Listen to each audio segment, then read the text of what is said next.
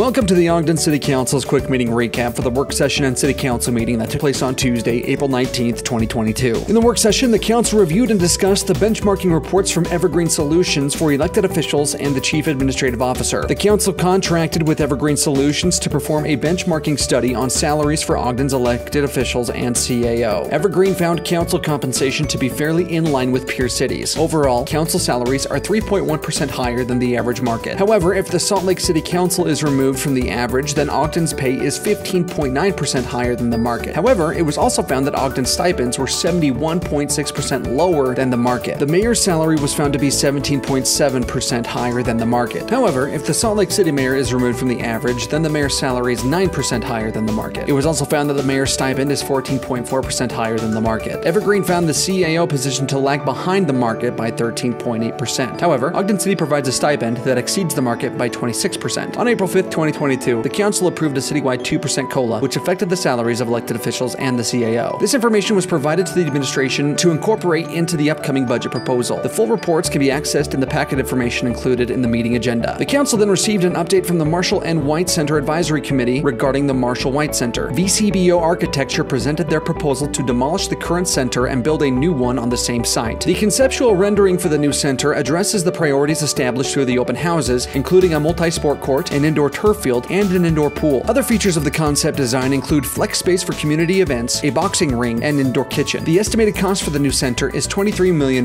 Funding is proposed to come from $1.5 million in RAP grants, $1.5 million in ARPA funds, $1.5 million from donations, and a $15 million bond. It is expected to take 6 to 8 months to complete the design and an additional 14 to 18 months for the center to be built. The Council then reviewed proposed zone text amendments to unify time expiration of approvals for development. Currently, there are different expiration timelines for conditional use permit applications, plat applications, multi-phase developments, site plan reviews, and several other land use applications. The different expiration timelines are confusing for both staff and applicants. The Planning Department is recommending conforming expiration deadlines across the various land use applications so it is easier to enforce and keep track of the status of each application. This will be considered by the Council on May 3rd. The Council then reviewed a proposed land transfer and development agreement for the Capitol Square project at 2459 Quincy Avenue. The agreement is with JF Impact LLC for the conveyance of the 2 acres of property for the development of a 176-unit podium-parked multifamily residential apartment building. The proposed agreement will convey the property to JF Impact LLC for the sum of $757,760. The purchase price is to cover the outstanding debt the agency has incurred against the property. The proposed project is part of the larger Capitol Square project on the former Rite Aid site. Pre-development activities such as property acquisition, land consolidation, demolition, and environmental remediation have been taking place on the site since 2015. The Council approved a rezone with a project master plan concept on December 14th, 2021, and the Planning Commission reviewed and approved the site plan for this specific site at its December 15th, 2021 meeting. The developer has pursued housing tax credits through the Utah Housing Corporation. As such, the proposed development will include units that may be offered to renters earning 60% of the average median gross income. In the Council meeting, the Council acknowledged Denim Day and received a presentation from Amber Paso, the Sexual Assault Program Coordinator from the YCC Family Crisis Center. The YCC supports individuals and families impacted by domestic and sexual violence through safety, advocacy, and resources on their journey to safe and happy lives. Paso shared with the Council that Utah ranks 9th in the nation for reported rape. In Utah, rape is the only violent crime that is higher than the national average. Last year, the YCC provided crisis intervention to 222 sexual assault victims and provided 1,715 hours of therapy. National Denim Day is Wednesday, April 27th, and people are encouraged to wear denim to combat victim blaming and educate others about sexual violence. The Council then recognized Ogden Fire Deputy Chief Mike Slater for being named the Utah Paramedic of the Year by the Division of Emergency Management. Slater developed and spearheaded pandemic policies to regulate the use of rapid antigen testing and personal protective gear. These policies were later adopted by agencies throughout Weber County. He has also worked closely with the Weber Morgan Health Department to assist in their mass vaccination clinics. In a request to be on the agenda, Weber State University President Brad Mortensen presented to the Council as part of the university's Louder and Prouder tour. President Mortensen highlighted efforts between Weber State and Ogden City, including the coordinated effort for the BRT route, College Town Coalition, and other events. President Mortensen also mentioned the value that Weber State provides its graduates, as it's the only institution in the state of Utah that is in the top 10% of ROI based on alumni earnings. 5 Weber State students addressed the Council about their experience at Weber State and why they chose to be Wildcats. After a public hearing, the Council approved budget amendments regarding the use of contingency funds and water CIP amendments. The approved changes include the use of $419 $13,475 of contingency to fund increases to council wages in accordance with changes approved in December of 2021. Increases to engineering wages to fund a temporary full-time position, funding to cover the Dino Park Fund deficit as explained with the 2021 financial audit, and to provide additional funding to the 4th Street Ballfield CIP project and the Lauren Farr Pool Improvement CIP project. In addition, the amendments transfer CIP funding from 2 water utility CIP projects to provide $900,000 in additional funding for the transmission line study project and $100,000 for filter plant equipment. After a public hearing, the council decided to extend the right-of-way vacation and rezone to gather more information about the proposed development before making a decision. The petitioner is planning on redeveloping the old Wainsguards property, and they would like to expand the property further north by vacating this right-of-way and rezoning it to C3. The Planning Commission unanimously recommended approval of the vacation and stated that the vacation is consistent with the general plan. The rezone is part of this project and was also extended to give more time to gather information about the development. The petitioner is proposing to rezone the rear portion of the 2 lots located at 101 and 131 Adams Avenue, as well as the 1st Street right-of-way located between Adams Avenue and Washington Boulevard. Both items will be discussed at a future council meeting, which date has yet to be determined. After receiving public input, the council approved a rezone at 149 West, 3175 South. The purpose of this rezone was to expand a car dealership. The property is located to the north of a car dealership, but the dealership couldn't extend into the property until it was rezoned to C3. This lot is part of a larger piece of property that extends to the southeast, and since only a portion of the property was requested to be rezoned, the property needs to be subdivided before it can be rezoned and sold. The petitioner also requested to rezone a portion of the same property from CP3 to M2 to match the zoning on the southwest end of the property. This property was previously split by 2 different zones, which is typically not a good practice. By rezoning portions of the property and subdividing the new C3 portion, this property is no longer split by 2 different zones, and the car dealership is able to expand to the north. After receiving public input, the council then approved a rezone at 1845 Jackson Avenue. The Weber Morgan Children's Justice Center requested the rezone with the purpose to build a Children's Justice Center on the property. The Planning Commission recommended approval of the request, but they recommended adding a conditional overlay to the C2 zone, which would limit the property to a professional office for child counseling services, limit the size of the facility, and set design standards consistent with the East Central District. The Planning Commission also recommended that the building style must look residential. After receiving public input, the council then approved the Ogden Onboard Plan and amendments. The council formally adopted the Ogden Onboard Transit-Oriented Vision and Implementation Strategy, or the Ogden Onboard Plan, and a subsequent amendment updating the station area plan for the Union Station campus and the intermodal hub area. The plan and amendments have been adopted by the UTA Board of Trustees but had not been formally adopted by Ogden City. The Ogden Onboard Plan is meant to provide direction on land use changes that can be made along the BRT corridor as a way to catalyze transit-oriented development in key areas and to maximize the usage of the BRT system. The entire recording for the meetings of April 19th can be accessed on the Ogden City Council's Facebook page and podcast with timestamps to skip to specific agenda items. If you have any questions or comments, please reach out to the council office at 801-629-8153 or send an email to citycouncil@ogdencity.com.